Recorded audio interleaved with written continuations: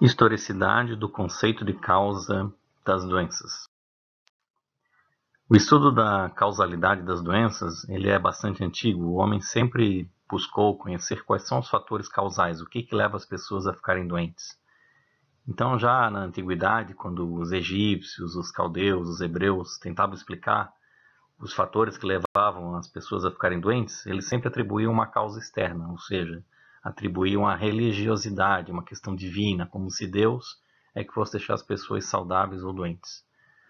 Os hindus e os chineses já apelavam mais para questões envolvidas com o naturalismo, mais relacionadas ao clima, aos astros, à astrologia. Então, também nessas correntes se pensava numa causa externa para as doenças, nada relacionado com o indivíduo em si.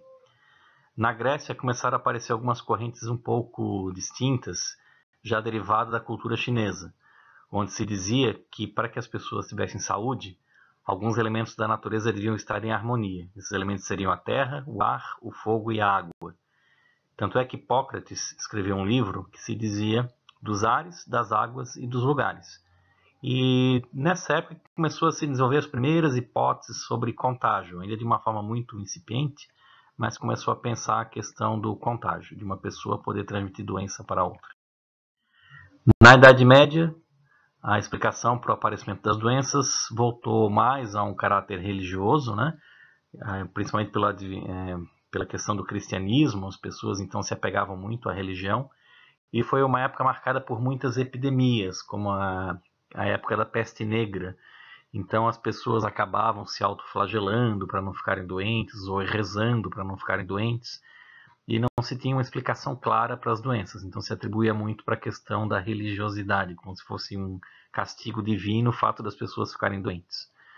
No final desse período da Idade Média, há um retorno para uma questão mais causal, menos divina e mais causal. Eles atribuíam que as pessoas ficavam doentes em virtude da conjugação de planetas, questões astrológicas, né, no caso, como o envenenamento de poços de água por leprosos, então eles acabavam sendo perseguidos, ou por judeus, ou por bruxas.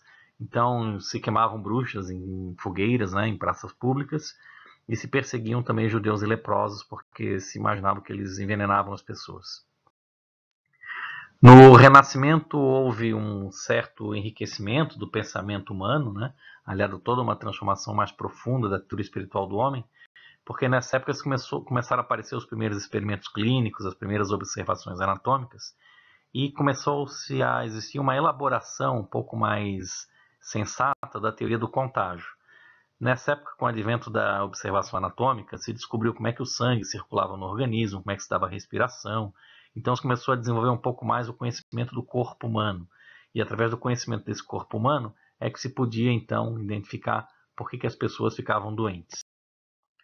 No século XVIII, isso começou a aumentar ainda mais a preocupação com o funcionamento do organismo e começou a cair mais por terra essas questões da causalidade por origens externas, de religiosidade, questão de bruxas, conjugação de planetas, astrologia, etc.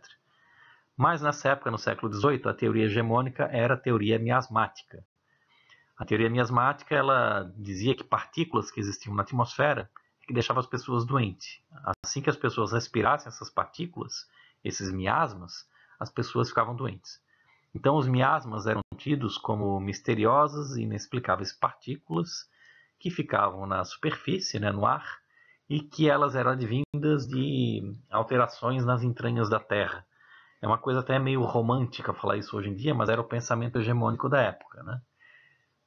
No final do século XVIII surge a Revolução Industrial e se começa a elaborar uma nova concepção de explicação para o aparecimento das doenças, mais relacionada à questão da causa social. Ou seja, as pessoas ficam doentes também por fatores socioeconômicos, não apenas por questões biológicas. Então, a Newman, por exemplo, falou que a ciência médica é intrínseca e essencialmente uma ciência social. Enquanto Virchow falou que se a doença é uma expressão da vida individual das condições desfavoráveis, a epidemia deve ser indicativa de distúrbios, em maior escala, da vida das massas, ou seja, das populações. No século XVIII, a teoria dos miasmas, né, que imaginava que as pessoas ficavam doentes porque respiravam partículas nocivas que estavam em suspensão na atmosfera, as pessoas acabavam, né, tentando se proteger de alguma forma. Nessa figura mostra, por exemplo, um médico da época com sua vestimenta para atender um doente. Vejam que ele tem na sua mão uma varinha, né, uma vara, que é para tocar tudo à distância. Ele não vai tocar no doente para não ter um certo contágio. Vejam que ele usa uma máscara, e essa máscara cobre todo o rosto e tem um bico, né? Esse bico ele era composto de algumas substâncias aromáticas que eram colocadas na ponta desse bico, para que quando esse profissional de saúde respirasse o ar próximo a esse doente, ele não respirasse os miasmas, e sim um ar um pouco mais limpo, mais cheiroso, em virtude dessas substâncias aromáticas.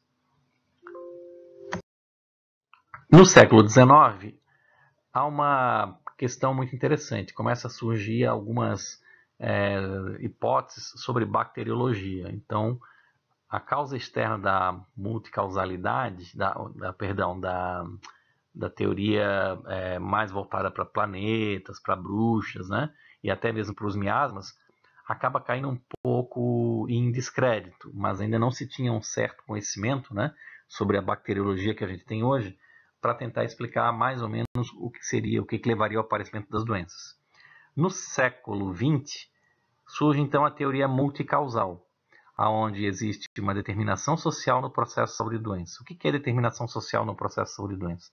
Como no século XX a bacteriologia já está mais desenvolvida, se começa a pensar que não é apenas a questão biológica, como se pensava no século XIX, que faz com que os indivíduos fiquem doentes.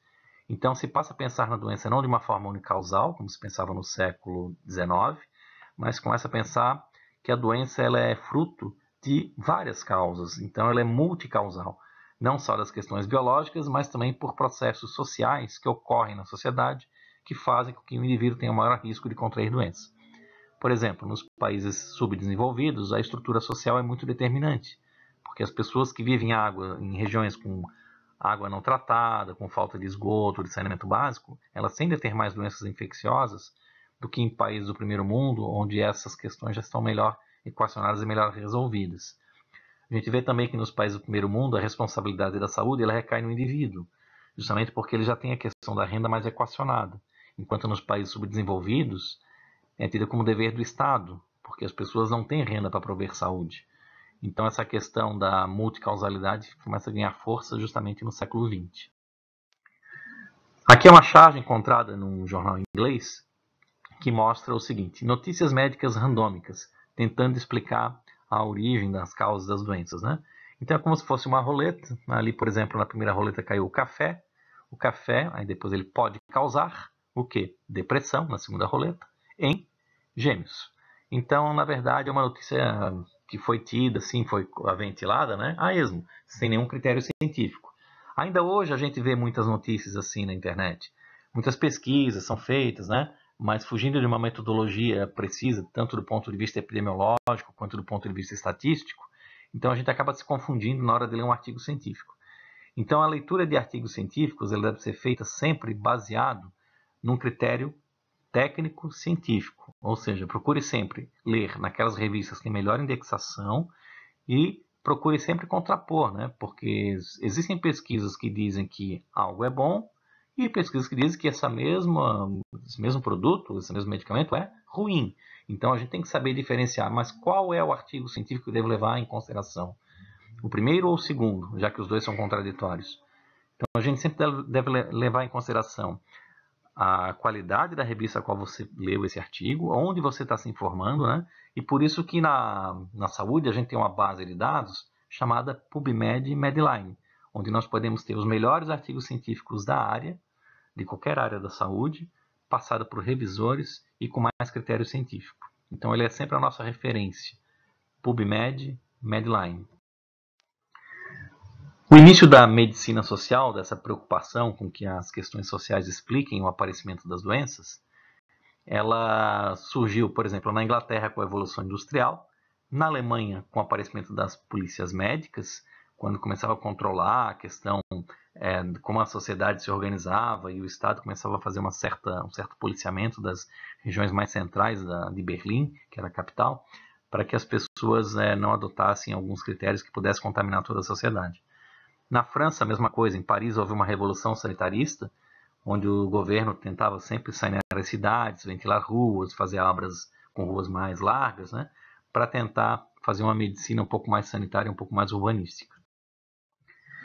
Então esse processo saúde e doença, ele não é tão novo, mas ele começa a ser melhor entendido no século XX. Laurel, por exemplo, escreveu o seguinte: por processo saúde e doença da coletividade, entendemos o modo específico pelo qual ocorre no grupo o processo biológico de desgaste e reprodução. O processo saúde é determinado pelo modo como o homem se apropria da natureza em dado momento, a apropriação que se realiza por meio do processo de trabalho, baseado em determinado desenvolvimento das forças produtivas e relações sociais de produção. Então, em outras palavras, o que a Laurel está dizendo aqui é que o modo como a sociedade se organiza, como a renda é distribuída, como a força produtiva se organiza em uma sociedade, ela pode determinar grupos que têm maior fator de risco a desenvolverem doenças e outros com risco menor. Porque existe uma distinção no modo como o homem se apropria da natureza e distribui essas forças de trabalho, essas forças produtivas. Porque alguns têm renda mais elevada, outros têm renda mais baixa. E isso acaba causando distorções no processo de saúde e doença, onde algumas pessoas ficam com mais risco a contrair doenças e outras têm risco menor. Então essa determinação social ela também foi explicada por Braille em 1986, quando ele diz o seguinte: a doença é o produto direto ou indireto das condições gerais em que se desenvolve a sociedade e das condições particulares em que se desenvolve determinada classe social. A síntese do conjunto de determinações que operam numa sociedade concreta, produzindo nos diferentes grupos sociais o aparecimento de riscos ou potencialidades características, por sua vez manifestam na forma de perfis ou padrões de doenças ou saúde. Então ele está reforçando o que a Laurel falou. Ele diz que existe uma determinação social, ou seja, grupos de risco são aquelas pessoas que estão expostas a fatores sociais, como, por exemplo, falta de saneamento básico, falta de esgoto, falta de educação, falta de renda. Ou seja, variáveis socioeconômicas são fundamentais para formar populações com menor grau de saúde. Então, isso tem que ser combatido de alguma forma, né? Se a gente não tratar as questões socioeconômicas, nós continuaremos tendo uma sociedade doente. Então, a figura, o gráfico mostrado agora, ele diz o seguinte: se a gente pega indivíduos, né, ele está ali no centro da figura, os indivíduos podem ser classificados por idade, sexo ou alguns fatores constituintes para levá-los a se tornarem mais ou menos doentes, mais saudáveis ou mais doentes. Então, existem alguns fatores, como o estilo de vida individual, que afetam o estilo de saúde dessas pessoas, as redes sociais e comunitárias que essas pessoas têm. Aí tem questões relacionadas à moradia e ao trabalho.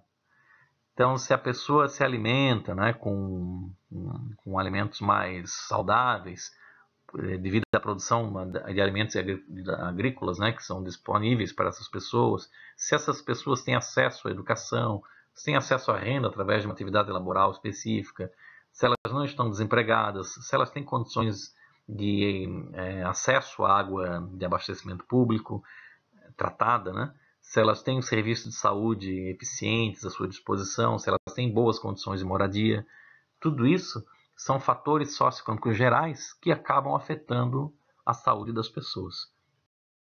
Então, essa determinação social no processo de saúde e doença, ela foi amplamente estudada por vários autores, como Thisted, em 2003, e chama atenção o que Hart falou em 1971. Ele falou que existe uma lei, é a Inverse Care Law, ou seja, a lei dos cuidados inversos. Ele chamou a atenção que todo avanço em saúde chega sempre às pessoas que menos necessitam dessas aplicações de recursos em saúde. Ele diz o seguinte: as pessoas que mais necessitam de atenção em saúde não têm atenção em saúde, enquanto as que menos necessitam chegam a ter esses recursos, porque existe uma desigualdade na atenção em saúde. Geralmente as atenções em saúde chegam com maior intensidade às pessoas que menos necessitam, e chegam com menos intensidade às pessoas mais necessitadas, ou seja, aquelas que têm renda mais baixa, que têm menor nível de educação, etc. A Vitória, no ano 2000, ela falou algo diferente, ela corrigiu um pouco essa Inverse Care Law proposta por Hart em 71. Ela criou a hipótese da equidade inversa, The Inverse Equity Hypothesis. Ela diz o seguinte: os avanços em saúde chegam às pessoas mais desassistidas, chegam aos mais pobres, aos que têm piores condições socioeconômicas, só que chega mais tardiamente. Primeiro chega quem menos precisa, depois, mais tarde, com atraso, chega quem mais precisa. Então a gente vê aqui o conceito da equidade. O que é equidade? Equidade é uma palavra que significa justiça, ou seja, é você tentar dar igualdade de recursos para igual necessidade. Então, equidade não é tratar todo mundo igual. Equidade é tratar as pessoas diferentes para que elas sejam iguais no futuro. Por que eu tenho que tratá-las de maneira diferente? Porque algumas pessoas têm mais necessidade em saúde, precisam de mais atenção em saúde. Outras precisam de menos atenção. Então, a função, por exemplo, de um gestor público é, na hora de trabalhar com os recursos de saúde, ele tem que identificar quem são os grupos de risco e dar mais atenção em saúde a esses grupos de risco. Então, aí ele vai trabalhar com equidade. Ele não está trabalhando todo mundo com igualdade. Ele não está trabalhando com igualdade para todos. Ele está trabalhando de uma forma justa. Destina mais recursos a quem mais necessita e menos recursos aonde tem menos necessidade. Então, você dá igualdade de recursos para igual necessidade. Onde necessita menos, vai menos recursos. Onde necessita mais, vão mais recursos. Então, você trata com equidade, não com igualdade. Então, vamos tentar exemplificar essa questão com uma doença típica, a dengue. Então, a dengue, ela tem uma causa biológica, todo mundo sabe que ela é provocada por um vírus, transmissível pelo mosquito Aedes aegypti, mas ela também tem uma causa social por trás. A gente sabe que a dengue é uma região que ela se dá em vários países do mundo, os países de clima quente, porque favorece o aparecimento do mosquito, e nas regiões tropicais. Então, 2,5 bilhões de pessoas no mundo vivem em áreas de risco, segundo a OMS, a Organização Mundial de Saúde. No Brasil, se a gente observar a incidência da dengue, ela tem picos em alguns anos, como nós vemos nesse gráfico em 2008, em 2002, em 2007, e outros anos tem taxas menores, casos novos com menos intensidade. Se a gente olhar esse cartograma que mostra o mapa do Brasil de 2001 a 2005, dos sorotipos circulantes no Brasil, a gente verifica que as cores mais claras é quando a gente tinha uma quantidade de soros circulantes menores e áreas mais escuras com uma quantidade de soros circulantes maiores. Então a gente vê que os estados brasileiros parecem estar tendo cada vez mais sorotipos circulantes em maior prevalência nos estados brasileiros, porque ficou em 2005 ficou tudo muito mais escuro do que em 2001. Apenas o Rio Grande do Sul e Santa Catarina que não tiveram casos registrados nesses períodos. Já em 2007, a gente vê que no primeiro trimestre, Santa Catarina e Rio Grande do Sul não tinham casos, mas já quando a gente estende o período de análise até junho, já vemos que o Rio Grande do Sul também apresenta algumas taxas de incidência de dengue. Bom, como é que é a dinâmica de transmissão da dengue? Então, a gente precisa ter um meio ambiente favorável, uma população de risco, um vetor transmissor e um vírus, que é o Flaviviridae. Então, a gente vê aqui as áreas de dengue no Brasil, nesse cartograma que está no lado esquerdo, onde mostra todos os municípios brasileiros, na época, em 2006, 3.970 municípios afetados pela dengue. Claro que a dengue ainda não tem vacinas disponíveis, então ele é um problema de saúde pública muito intenso. Aqui na figura direita, a gente vê larvas e a pupa do mosquito Aedes aegypti. Ele gosta de água limpa, então por isso que a gente deve sempre evitar acumular água limpa em pratinhos, em vasos, em pneus velhos, porque é um ambiente propício para o mosquito se reproduzir. Então nós temos, na questão da causalidade dessa doença, tem que haver o mosquito presente, a questão da aglomeração urbana, um fator socioeconômico que favorece o aparecimento da doença, a falta de um abastecimento de água adequado, onde as pessoas armazenam água de uma maneira inadequada, favorece o aparecimento da doença, a coleta de lixo não muito eficaz, um lixo espalhado por toda a região, no meio da rua, isso favorece o aparecimento da doença, e a falta de conhecimento que as pessoas têm sobre doenças e prevenção também favorece o aparecimento da doença.